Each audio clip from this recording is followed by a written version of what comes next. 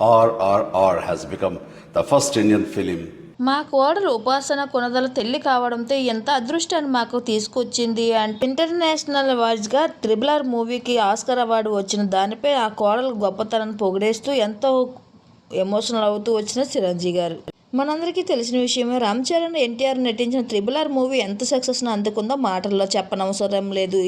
ఈ సినిమాకి ఇంటర్నేషనల్ అవార్డ్స్ను సంపాదించుకున్న ఈ సినిమాతో మంచి క్రేజ్ని సంపాదించుకున్నారు. విదేశాలతో ఫ్యామిలీతో ఎంజాయ్ చేస్తున్నారు రామ్ చరణ్ ఇంకా ఎన్టీఆర్ ప్రస్తుతం కూడా.